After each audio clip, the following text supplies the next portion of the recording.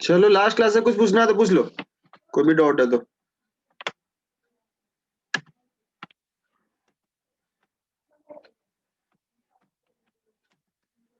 और नहीं है तो लास्ट क्लास में हम लोग कुछ क्वेश्चन सॉल्व किए थे, जस्ट उसका फाइनल आंसर अगर निकाले हो तो मैच कर लो।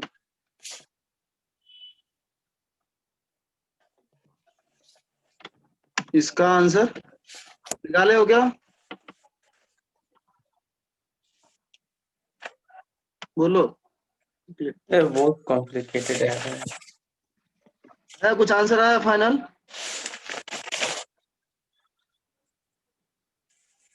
ये सीवी का क्वेश्चन है, सीवी का क्वेश्चन। बोलो। इन दोनों इक्वेशन को नहीं आ सॉल्व रहा। करना। आंसर नहीं आ रहा था क्या? कुछ तो आएगा यार, मतलब पुट करोगे तो कुछ तो आंसर आना चाहिए। तुम्हें निकालना था क्या? भी निकालना ये था बहुत ऊपर से, बस उसमें यू को पुट कर दो भी के टर्म्स में। नहीं भी निकालना है तो तुम यू, हाँ यू को बी के टर्म से पुट कर दो ऊपर वाले इक्वेशन से, और फिर सॉल्व कर लो। हाँ। ठीक है, कर लेना इसको ट्राई, वैसे आंसर तुमको मिल जाएगा। एससीबी का क्वेश्चन है ये, एससीबी में क्वेश्चन दिए हुआ है, देखना सेम का सेम क्वेश्चन दिए हुआ है, आंसर भी दिए हुआ है। ठीक है, थोड़ा कॉम्प्लेक्स आंसर आता है, इसमें कोई ये नहीं है, थोड़ा कॉम्प्लेक्स बट सॉल्व भी करना है तुमको। जो भी है जस्ट पुट करो, जस्ट एलसीएम वगैरह लो और एक तरफ कर दो, खत्म। स्क्वायर में आएगा तो ऑब्वियसली बात है, फाइनली रूट आने वाला है आंसर में, रूट अंडर समथिंग आएगा लंबा। ठीक है, वो कर लेना, आ ही जाएगा।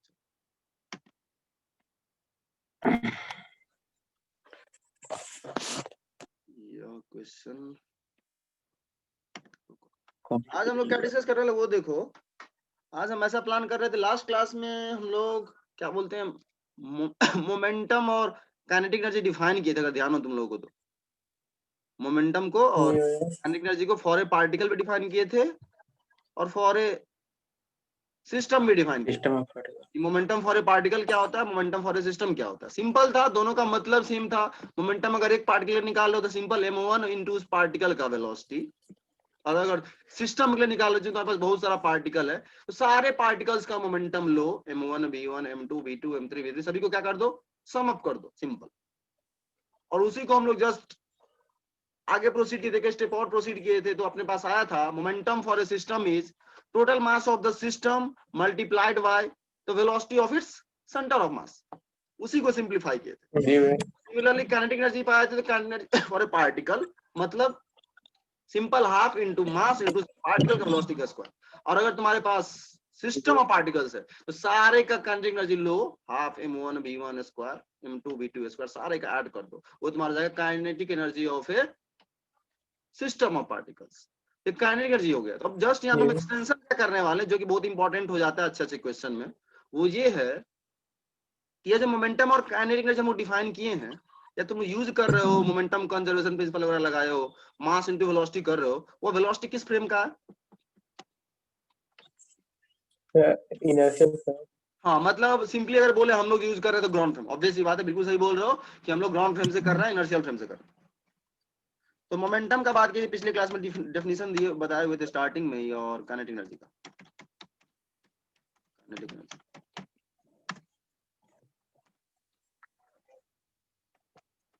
तो मास इनटू वेलोसिटी होता है अपने पास, सीधा सा मोमेंटम का फॉर्मूला, डेफिनेशन जो भी बोल लो, मास इनटू वेलोसिटी, और इसका होता है half m into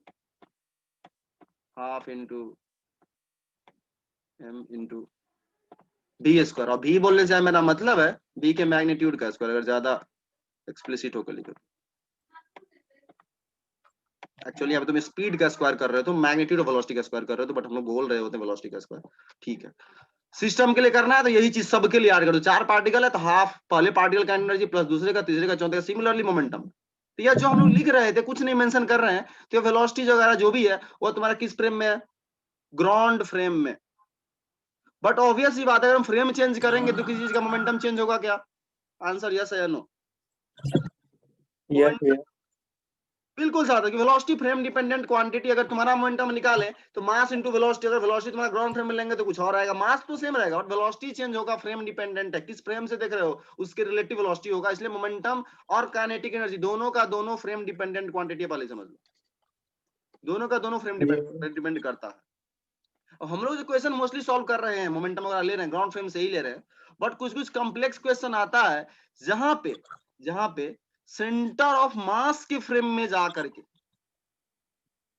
centre of mass के फ्रेम में ध्यान देना, सेंटर ऑफ मास के फ्रेम से क्वेश्चन अगर तुम सॉल्व करते हो, अच्छा क्वेश्चन होता है, तो क्वेश्चन बहुत इजीली सॉल्व होता है।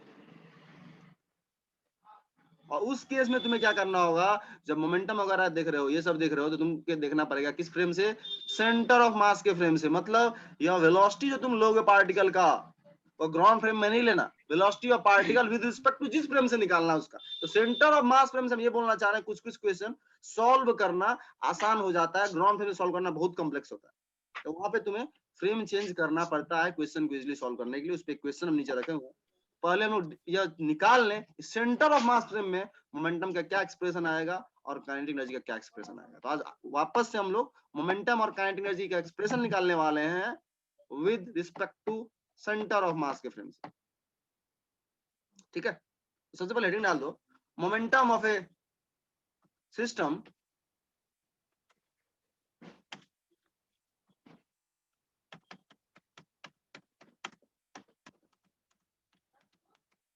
इन सेंटर ऑफ मास फ्रेम।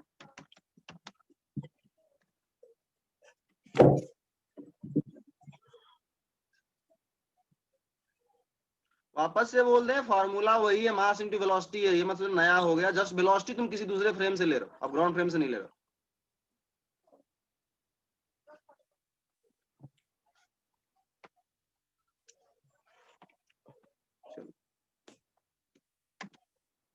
मान लो तुम्हारे पास बहुत सारा पार्टिकल है, जस्ट हम ले रहे हैं, 2-3 ही ले रहे हैं, M1 M2 और ये तुम्हारा M3, बहुत सारा पार्टिकल। तुम्हें जनरल ले सकते हो Mn तक। इसका वेलोसिटी मान लो V1 है कुछ, ये सारा वेलोसिटी ग्राउंड फ्रेम में मान रहे हो, इसका वेलोसिटी तुम्हारा V2 है और इसका वेलोसिटी V3। ठीक है, चलो V3। अब हमें निकालना है सिस्टम का momentum in centre of mass frame. तो हम बोलेंगे भाई तीनों का मोमेंटम निकाल लो और ऐड कर दो। तो सबसे पहले निकालते हैं पहले पार्टिकल का मोमेंटम, P1 कर देते हैं उसको। P1 किस फ्रेम में निकाल रहे हैं, सेंटर ऑफ मास फ्रेम में लगाएंगे, P1C कर देते हैं।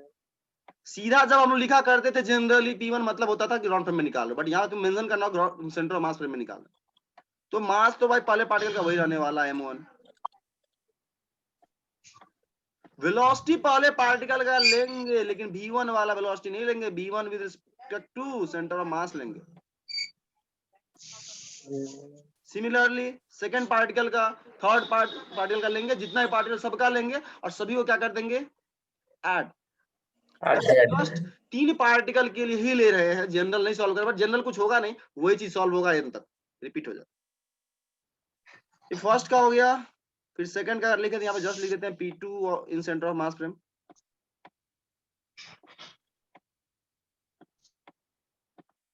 सेकंड का लेंगे तो उसका मास इनटू उसका velocity, centre of mass frame में, क्योंकि सेंटर ऑफ मास फ्रेम में हम निकाल रहे हैं मोमेंटम। फिर थर्ड का निकालेंगे P3 with respect to center of mass frame is equal to M3 into velocity of third particle with respect to center of mass। और मैं चाहिए सिस्टम का मोमेंटम, तो तीनों को ऐड कर देंगे। ठीक है, तो ऐड करोगे तीनों को, तुमको मोमेंटम ऑफ सिस्टम मिल जाएगा। Momentum of system in centre of mass frame या with respect to centre of mass, जो ही बोलो, इज इक्वल टू होगा P1C plus P2C plus P3C by definition, सबका ऐड कर दें। और ऐड करें तो मेरे पास आ रहा है M1 V1C। अब ध्यान देना था, हम तो क्विकली कर रहे हैं। M1 V1C velocity of first particle with respect to centre of mass, हम V1 माइनस VC कर सकते हैं क्या, रिलेटिव। जहां पे अब V1 तुम्हारा हो गया ग्राउंड फ्रेम का माइनस BC हो गया वेलोसिटी ऑफ सेंटर ऑफ मास, तीनों को ऐड कर रहे हैं जस्ट। लाइक प्रूफ तुम्हारे लिए इंपॉर्टेंट नहीं है, बट हम लोग चूंकि स्टार्ट कर रहे हैं तो बेसिक से जाए ताकि अपने को पता रहे क्या कहते। इनटू V2 माइनस BC,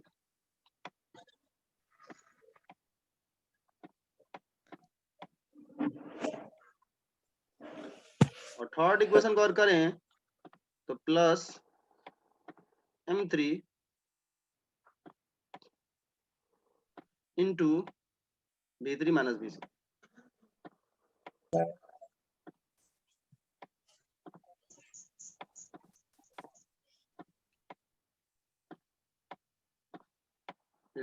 ठीक है, अब जस्ट तुम इसको अरेंज करो, M1 V1 plus M2 V2 plus M3 V3 वाला जो भी टर्म है वह तुम्हारा सच में ग्राउंड फ्रेम का मोमेंटम है।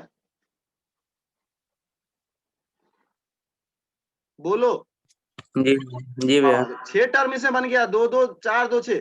पहला 3 टर्म अलग कर लो, और जहां जहां VC आ रहा है देखो यहाँ गौर से, जहां जहां VC आ रहा है जस्ट हम करके दिखाई देते हैं, स्पेस नहीं है, लिखना है तो जस्ट लिखो क्विकली, हम आगे बढ़ेंगे। और लिख लियो तो बोल दो, लिख लियो, बाकी लोग लिख ली, इधर मनीषा लिख ले भैया थोड़ा सा बचा। लिखो।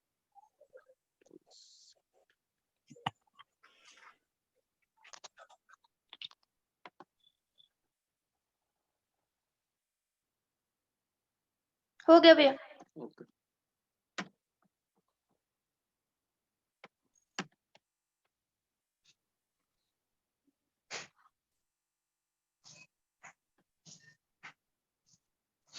चलो तो यहाँ तक हम लोग पहुंच चुके हैं, यहाँ से हम आगे कंटिन्यू करते हैं। हम यहाँ से लिखे जस्ट यही चीज, सिस्टम का momentum centre of mass frame में आने वाला है M1 V1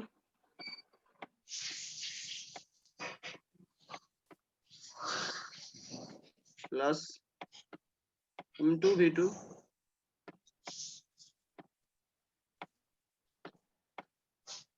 plus M3 V3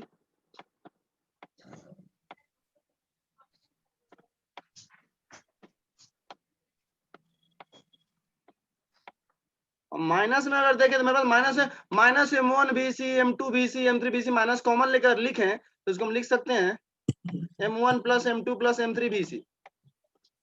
जी भैया।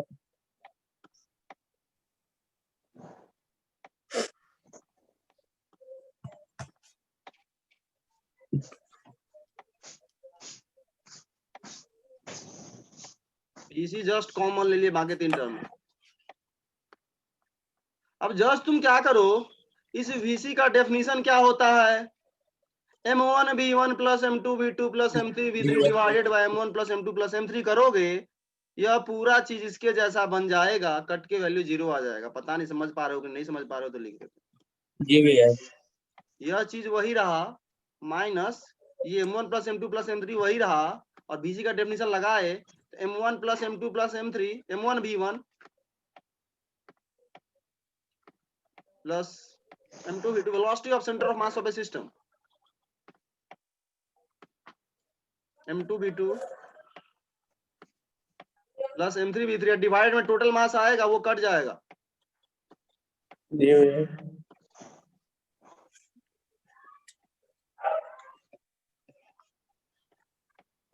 E3 डिवाइडेड में होगा M1 plus M2 plus M3, वो इसको खा जाएगा, ये वाले को खत्म कर देगा, टोटल मास नीचे भी आने वाला M1 प्लस M2 ये भी खत्म, और ये चीज वही तो है M1 B1 plus M2 B2 यही है, यहाँ पे भी वही आया, दोनों चीज घट रहा है, सेम चीज घट रहा है तो वैल्यू 0 आने वाला।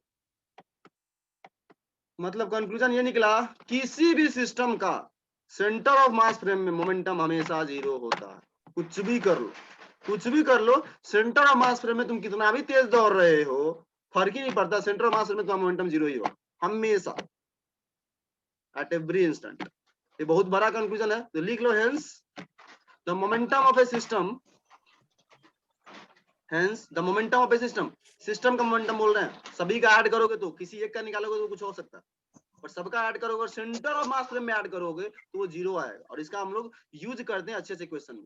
hence the momentum of a system in center of mass frame, in the frame of center of mass is zero.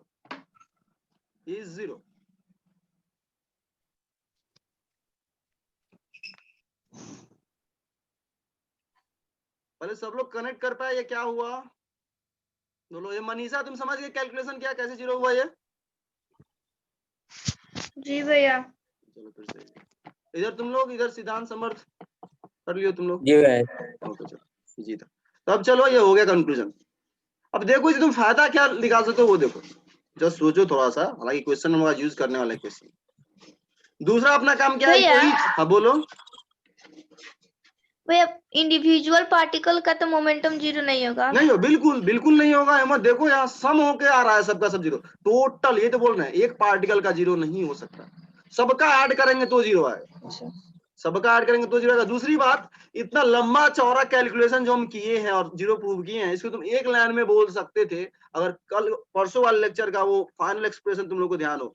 Momentum of a system is equal to, जाकर देखना वापस लेक्चर इनकेस नहीं कनेक्ट कर पा रहे हो तो, momentum of a system is equal to, लिखवाए थे पिछले लेक्चर में, is equal to total mass of the system. Direct बोले थे कि भाई करना है तो तुम क्या करो, टोटल मास ले लो सिस्टम का, सबका सम कर दो मास का, इनटू सीधा सीधा वेलोसिटी ऑफ सेंटर ऑफ मास ले लो। ध्यान है क्या? ये मनीषा लेट ज्वाइन की थी शायद उस दिन क्लास।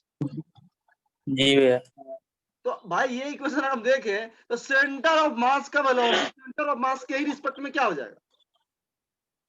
जीरो है। तो सीधा बोलोगे ये वाला चीज जीरो हो जाएगा, सेंटर ऑफ मास में जीरो देने वाला है अगर ये इक्वेशन लगाओ तो। जी भैया। सीधा बोल फिर सकते हो, अपने तो बोलोगे में किसी में जीरो ही होगा। हाँ जी, वेलोसिटी ऑफ सेंटर किसी भी चीज का खुद के रिस्पेक्ट में वेलोसिटी हमेशा जीरो होगी। हम बोलेंगे velocity of A with respect to A, तो वो B A minus B A होगा, जीरो, खत्म। Velocity of B with respect to B, zero होगा। तो सीधा जगह तुम बोल सकते हो कि सेंटर ऑफ मास में मोमेंटम जीरो होगा अगर इस एक्सप्रेशन को जानते हो तो। हालांकि इस एक्सप्रेशन को भी हम लोग डिराइव किए थे पिछले क्लास में, तो वो डेरिवेशन वहां पे करो या यहाँ पे करो, हालांकि हम बेसिक से ही किए स्टार्ट, और बता यहाँ पे प्रूफ बता दिए थे। तो momentum of a system, total momentum of a system जो वो जीरो होगा। चलो ठीक है। Same kinetic energy of a system in centre of mass frame, same चीज। नहीं करेंगे प्रूफ, तुम लोग को करना है, हम अभी नहीं करना है, घर पे जाके या बुक वगैरह देखना। न्यू पेज में जाते हैं, ये लिख लिए तो ठीक है, और आगे बढ़ते हैं। Kinetic energy of a system in centre of mass frame explain हम करेंगे, बट अभी नहीं, तुम लोग खुद से जाके देखना कि सेम तरह का कैलकुलेशन कुछ होगा इसमें भी। जस्ट लिख देते हैं यहाँ पे, kinetic energy of a system in centre of mass frame. मतलब बहुत स्पेशल हो जाता है सेंटर ऑफ मास, जो पॉइंट ऑफ बहुत स्पेशल हो जाता है। फ्रेम तो तुम और सारा भी ले सकते हो, ऐसा नहीं बोल रहे हैं कि तुम काइनेटिक एनर्जी सिर्फ ग्राउंड फ्रेम में और सेंटर ऑफ मास फ्रेम में निकाल सकते हो। भाई जिस फ्रेम में निकालना निकालो, उसके रिस्पेक्ट में वेलोसिटी लो और m1 v1 m2 v2 करते जाओ। लेकिन ये एक स्पेशल फ्रेम हो जाता है, क्योंकि बहुत सारे कॉम्प्लेक्स क्वेश्चन में सेंटर ऑफ मास में सॉल्व करना बहुत ईजी हो जाता है, इसीलिए हम लोग इसको अलग से डील कर रहे हैं और बता रहे हैं तुम लोग को। एनसीईआरटी में नहीं दिया होगा या पता नहीं, एनसीईआरटी में दिया भी होगा, हम देखे भी नहीं एनसीईआरटी का। ठीक है, तो अब चलो, अब हमें निकालना है काइनेटिक एनर्जी किस फ्रेम में? सेंटर ऑफ मास फ्रेम में।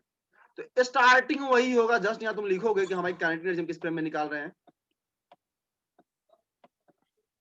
सेंटर ऑफ मास फ्रेम में निकालते, मेंशन करोगे kinetic energy of the system in centre of mass frame is equal to, बोलोगे हाफ m1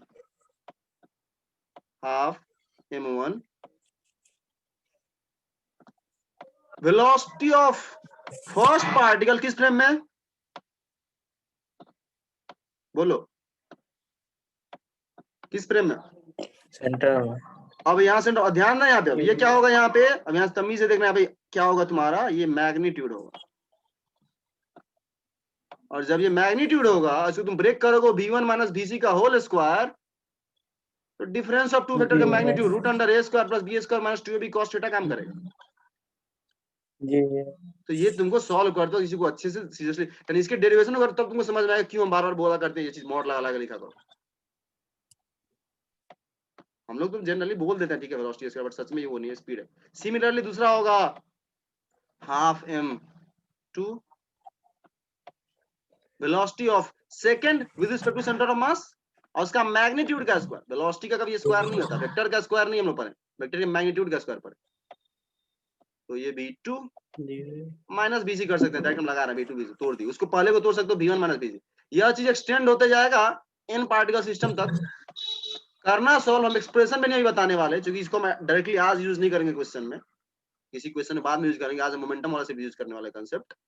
करना किसी बुक में जाकर देखना, इनकेस अगर निकल पाते हो तो फाइनल एक्सप्रेशन किसी बुक में भी, स्टैंडर्ड बुक में दिया होगा, सेंट्रो मास्टर में क्या आता है, और फिर वो करके आना, या कर लेना तो ग्रुप में शेयर कर देना, और फिर एक बार वापस हम इस डेरिवेशन पे थोड़ा फोकस कर देंगे, किसी अगले दिन होगा तो अगले दिन, या एक दो दिन बाद करो। डेरिवेशन बहुत ज्यादा इंपॉर्टेंट नहीं है, बट जस्ट करोगे तो थोड़ा सा तुमको बेसिक पता रहेगा कहाँ ऐसे ऐसे। फाइनल एक्सप्रेशन से कंक्लूजन ये निकलता है जो हम बोल देते हैं जस्ट, और फिर हम लोग कनेक्ट करेंगे वापस से कि किसी भी सिस्टम का kinetic energy centre of mass frame में मिनिमम होता है। यह खासियत है सेंटर ऑफ मास फ्रेम का। जस्ट लिखना है तो लिख लो, डेरिवेशन करना किसी बुक से देखा या कहीं से, फाइनल एक्सप्रेशन आएगा, उस एक्सप्रेशन से यह कंक्लूजन निकलता है जो हम बोल रहे हैं डायरेक्ट तुम लोग के सामने। The kinetic energy of a system is minimum in the frame of centre of मास।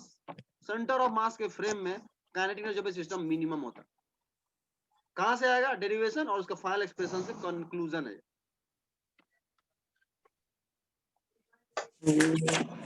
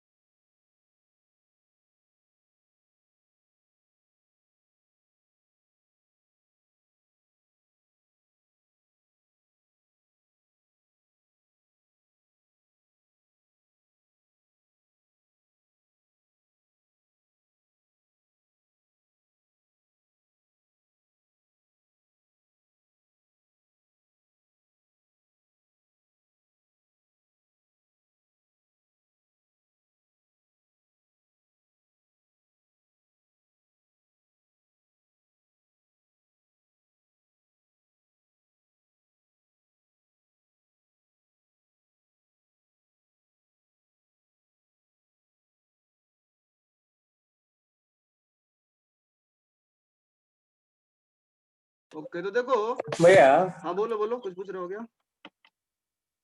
मैं इसका ही नहीं लिख सकता, मतलब K of 1 with centre mass equal to P square by 2m1, P का रिजल्ट मालूम हमको उसे, मतलब फिर इसमें okay okay okay okay okay, P square by 1,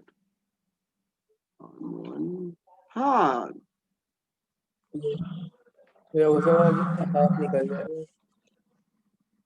हाँ, फिर हाँ कुछ वैसा सोच सकते हो, हमको भी लग रहा है, क्योंकि V square velocity of magnitude का स्क्वायर है, ठीक है। हाँ हाँ लिख सकते हो।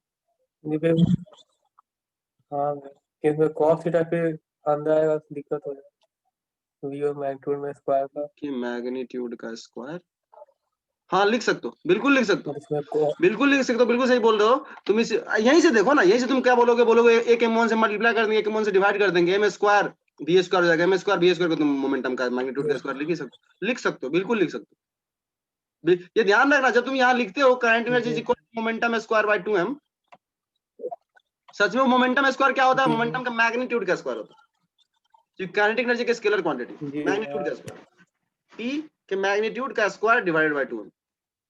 तो सही है, लिख सकते हो, बिल्कुल सही लिख सकते हो, p1 square by 2m, p1 c square by 2m लिख सकते हो, बिल्कुल उससे ही प्रोसीड कर सकते हो। बोले तो तुम अपना कुछ लॉजिक लगा, इसी एक्सप्रेशन में जैसे ही मैनिपुलेट करना है करो, फाइनल आंसर दिया होगा बुक में एक्सप्रेशन, तुम उसे जस्ट मैच करने की कोशिश करना, और अभी जानबूझ के छोड़ रहे हो उसको, ठीक है।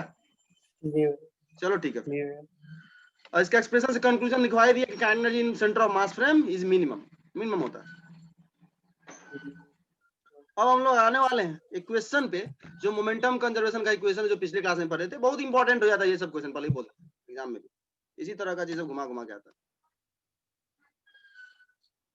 क्वेश्चन जस्ट एक बार पढ़ो तुम लोग, और पहले यदि वो पूछना क्या चाह रहा है तुमसे, वो सॉल्व इसको करेंगे पूरा पूरा, कोई टेंशन नहीं।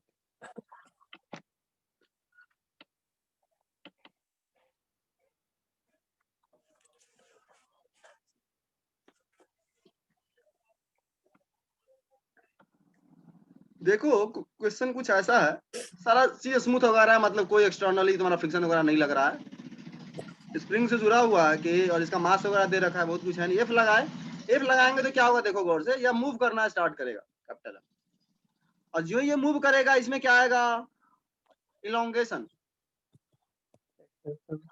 ये क्वेश्चन पूछ रहा है मैक्सिमम ये स्ट्रिंग में कितना का एक्सटेंशन आएगा, यानी कब तक ये, अब खींचोगे तो खींचते खींचते खींचते खींचते कोई एक लिमिट होगा ना, जिसके बाद फिर वापस से कुछ ये हो कि जो तुम्हारा ये इलोंगेट हो रहा हो और इलोंगेट ना हो, तो मैक्सिमम कितना इलोंगेट होगा जी स्प्रिंग को तुम्हें पता करना, maximum elongation in the spring, यह क्वेश्चन। तो देखो यह क्वेश्चन को, पहली बात तो इसमें मोशन बहुत अजीबोगरीब होगा, दोनों ब्लॉक का कुछ ऐसा नहीं, एक ही तरफ जाएगा, कुछ ऐसा ऐसा टाइप का मोशन होगा, कुछ अजीबोगरीब होगा, ठीक है।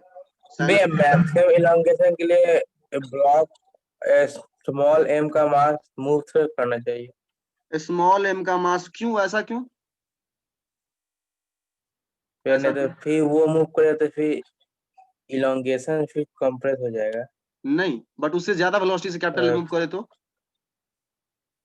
तुम 2 दबाने की कोशिश करो, हम 4 खींच दिए, तुम 2 माइनस के हम 4 प्लस कर दिए, बढ़ा तो दिए, समझ रहे हो क्या, समझ रहे हो?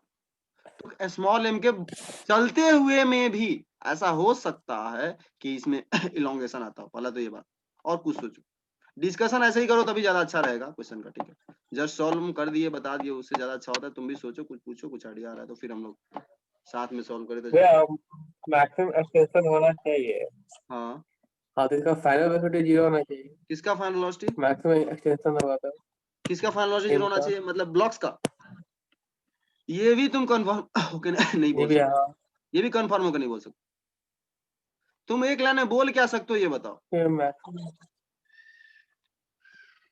किसी भी टाइम टी पे मान लो ये v1 से मूव कर रहा है,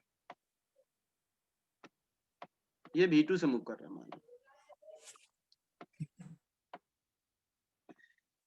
ये v2 से मूव कर रहा है, ध्यान दो होगा क्या, देखो ध्यान दो क्या होगा, जस्ट स्टार्टिंग में अगर देखो तो सब कुछ रेस्ट में, फिर ये भी चलना शुरू करेगा, ये भी चलना शुरू करेगा, ठीक है, चलना शुरू करेगा, इलोंगेशन तब तक रस्सी में रहेगा जब तक v1 ग्रेटर देन v2 होगा। समझो पहले क्या हम बोल रहे हैं। जी भैया। ये ज्यादा खींच दिया और ये कम ही आया, ये 10 आगे भाग गया या 4 ही भाग गया तो फिर भी 6 का इलोंगेशन है ना। जी भैया। समझो यहाँ होगा क्या, यह स्प्रिंग फोर्स इस पे इधर लगेगा, ये कनेक्ट कर पा रहे हो तुम लोग? जी। आगे इसको चलाएगा कौन? स्प्रिंग फोर्स ही चलाएगा, और ऑब्वियस सी बात जब इस पे आगे लगेगा तो इस पे पीछे लगेगा एफएस, उतना ही। सॉल्व करने से जस्ट हम एनालाइज कर रहे हैं इक्वेशन को, सॉल्व करना स्टार्ट कर सकते हैं, बट जस्ट एनालाइज कर रहे हैं। क्या होगा समझो, रस्सी में ज्यों ज्यों इलोंगेशन बढ़ेगा, क्यों क्यों एक्स का वैल्यू बढ़ेगा, एफएस बढ़ेगा। जी। एफएस बढ़ेगा, फोर्स बढ़ेगा, तो इस स्मॉल एम का एक्सीलरेशन बढ़ेगा।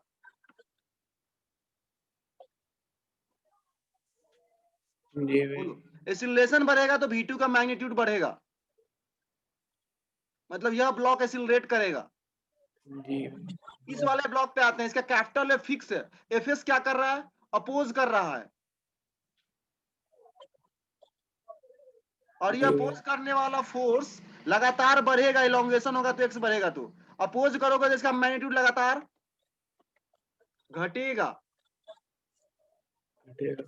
v2 बढ़ेगा, v2 बढ़ेगा, v1 घटेगा, होते होते कहीं पे दोनों मिलेगा बीच में, यानी v1 इक्वल टू v2 हो जाएगा। उस टाइम पे रस्सी बोले स्ट्रिंग या सॉरी स्प्रिंग अपने मैक्सिमम इलोंगेशन पे होगा, और उसके बाद इलोंगेशन घटने लगेगा। यानी एट मैक्सिमम इलोंगेशन या maximum extension relative velocity of both the blocks must be zero. इसका अभी भी तो इसका अभी भी रिलेटिव लोगे तो v माइनस बी कितना आ जाएगा, जीरो। तो दोनों का वेलोसिटी सेम हो जाए, ऐसे को बोलने का दूसरा तरीका ये है कि रिलेटिव वेलोसिटी जीरो हो जाए, जैसे भी बोलते हैं। At maximum extension velocity of both the blocks जो है वो क्या होना चाहिए, मस्ट बी इक्वल या मस्ट बी सेम, जो भी बोलो, या रिलेटिव वेलोसिटी जो वो जीरो हो जाए। या कंक्लूजन जस्ट हम बोल दिए, तुमको समझ में भी आना चाहिए। बहुत बच्चा को सीधा याद रहता है, बोलता है कब उसको रेडीमेड याद है कि बताया गया क्लास में कैसा क्वेश्चन आता है, तो मैक्सिमम एक्सटेंशन पे दोनों का वेलोसिटी सेम हो जाता है या रिलेटिव वेलोसिटी जीरो है। बट तुमको लॉजिक समझ में आना चाहिए, हम पूरा स्टेप बाय स्टेप बोले कैसे कैसे क्या हो रहा है। स्प्रिंग फोर्स लग रहा है, इधर बढ़ रहा है तो इसको एक्सेलरेट करेगा तो इसका वेलोसिटी बढ़ेगा, इधर वाले का अपोजिट फोर्स बढ़ रहा है, अपोजिट में बढ़ाओगे तो डिसेलरेट करेगा तो घटेगा, v2 बढ़ेगा, v1 घटेगा। एक टाइम ऐसा आएगा जब दोनों सेम हो जाएगा, और उसके बाद क्या होगा, v2 हो जाएगा ज्यादा, v1 हो जाएगा कम, रस्सी में वापस से ये बेचारा ओवरटेक करने लगेगा और धीरे धीरे इलोंगेशन कम होने लगेगा रस्सी में फिर उसके बाद। ठीक है जी भैया। और ऑब्वियस सी बात है कि अगर हम लोग इसमें देखें जस्ट, तो इस पूरे सिस्टम का मोमेंटम कंजर्व रहेगा क्या, जी नहीं रहेगा। एक्सटर्नल ये फोर्स लगा रहा हो, कैसे रहेगा, ज्यादा सीधा सा बात है, मोमेंटम कंजर्व नहीं रहने वाला इस क्वेश्चन में, एक्सटर्नल ये लग रहा है हॉरिजॉन्टल। ठीक है ये हो गया तुम्हारा। अब सॉल्व कैसे करें इस क्वेश्चन को, ये तो समझ में क्या क्या हो रहा है, कुछ हद तक तुम लोग मोशन भी समझ लिए, हालांकि एग्जैक्टली मोशन का ट्रैजेक्टरी बहुत अलग तरह का होने वाला है, बट कुछ ऐसा ही होगा जो हम तुम्हें रफली बोल दिए। अब तुम्हें लगाना मैक्सिमम एक्सटेंशन निकालना है, तो यह क्वेश्चन देखो, समझो इस चीज को, यह क्वेश्चन ग्राउंड फ्रेम में सॉल्व करना बहुत लेंदी हो जाता है, सेंटर और मास फ्रेम में जाकर सॉल्व करोगे यह क्वेश्चन इजीली सॉल्व होगा। तो हम कोशिश करेंगे तुमको दोनों फ्रेम में बताएं, बट पहले सेंटर और मास फ्रेम से ही सॉल्व करके सॉल्व करेंगे इसको। तो आज बोलोगे तो हम लोग आज ही सॉल्व कर लेंगे, और नहीं तो जस्ट तुम लोग आइडिया कुछ लग गया और कुछ कर सकते हो, ट्राई हाथ पैर चला सकते हो, तो घर पे जाके कुछ करना कोशिश करना। हाँ करना, ठीक है। होगा क्या कुछ समझो, हो क्या रहा है, इनिशियली सिस्टम रुका हुआ है सच में देखो तो, बाद में क्या होगा, रस्सी में इलोंगेशन आएगा, रस्सी में इलोंगेशन आएगा तो उसके करस्पॉन्डिंग रस्सी में भी एनर्जी स्टोर होगा। या दूसरे शब्दों में ये भी बोल सकते हैं कि रस्सी भी कुछ वर्क करेगा। हाफ के x initial square minus x final square, x initial 0 होगा क्योंकि रस्सी इनिशियली नेचुरल लेंथ पे क्वेश्चन में दिया हुआ है।